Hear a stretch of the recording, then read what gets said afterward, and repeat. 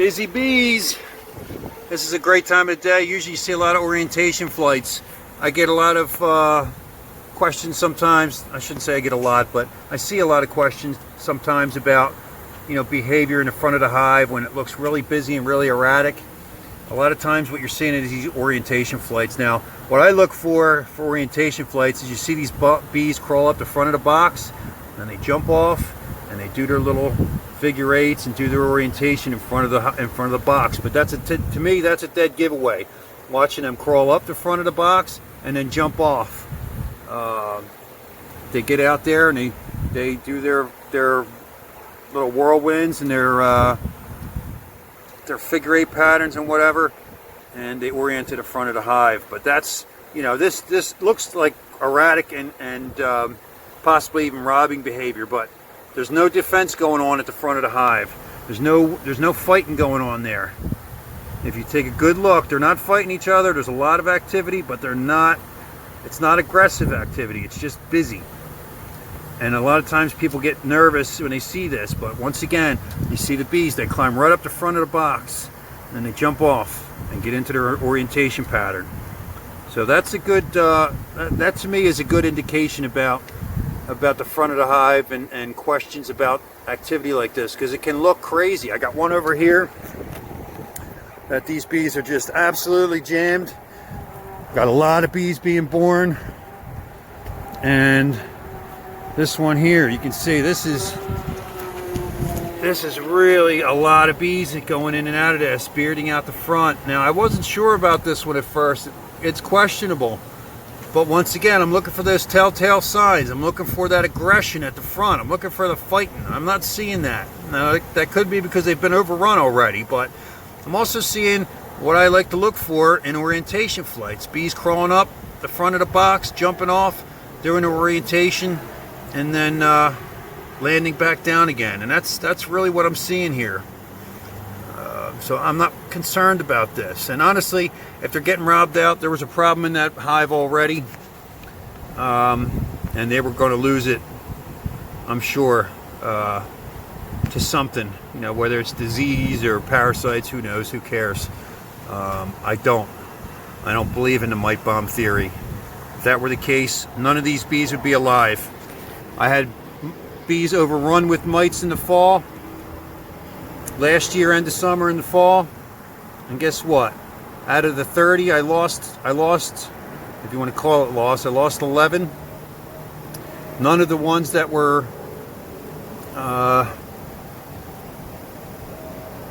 shouldn't say none. There was a couple I lost to mites, I'm sure, but they didn't die. They absconded.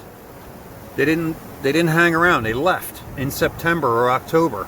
So, it is what it is. Sometimes you lose bees, and that's just the way it is, and there ain't a damn thing you can do about it.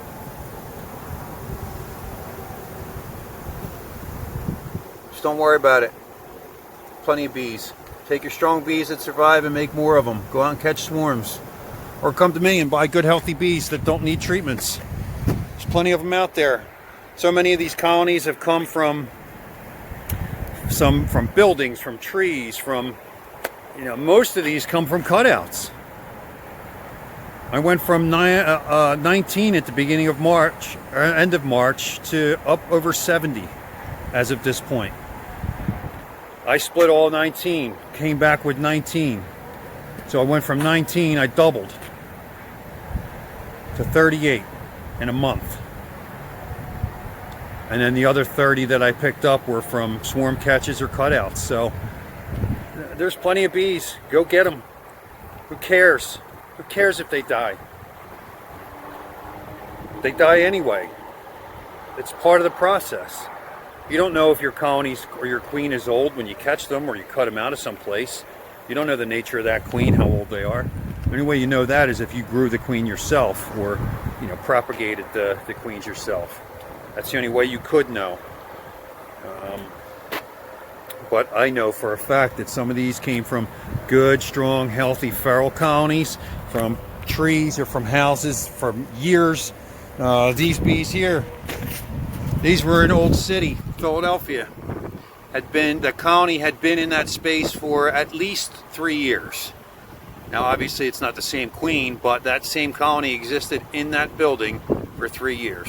Unmanaged, untreated. And here they are on my roof, doing amazing. Doing really, really well. They got almost all the rubber bands out. And you know, I think the other key to this is when you get them in these boxes, you got to leave them alone. You know, I brought them home. It was probably June when I got them. I haven't opened that box maybe but once or twice just to make sure that they had enough space. Didn't pull frames, didn't do anything to them. Just let them go. And to me, that's what you got to do with some of the swarms. That's what you got to do with some of those cutouts. You got to just leave them be.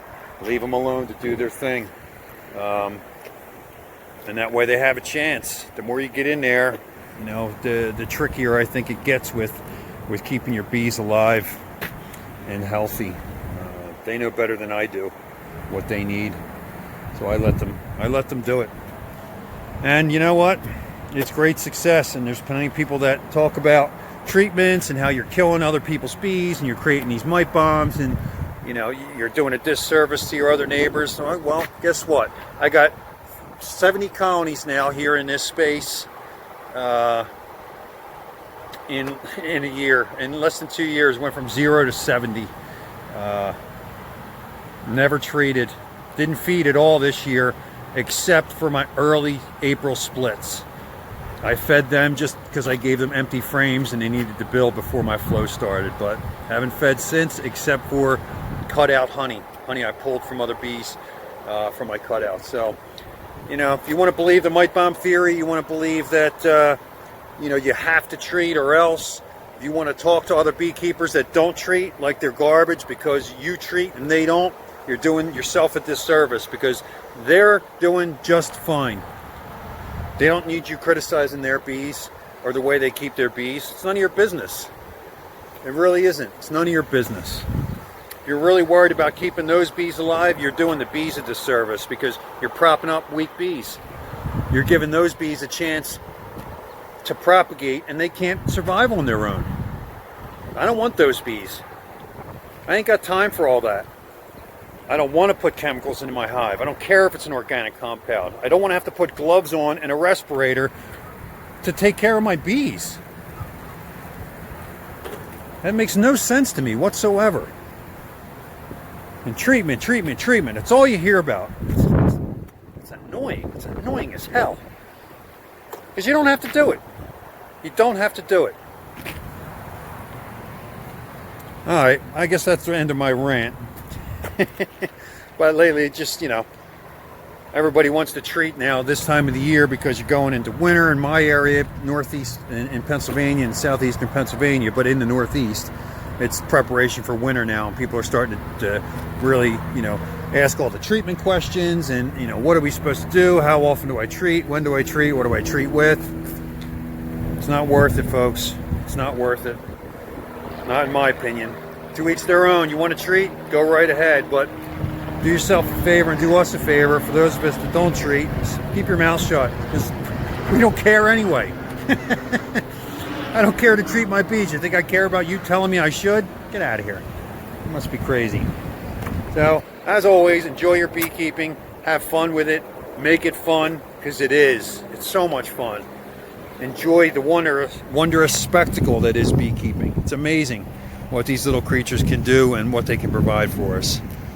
Have fun with it. Enjoy it. Yeah, that's it. Later.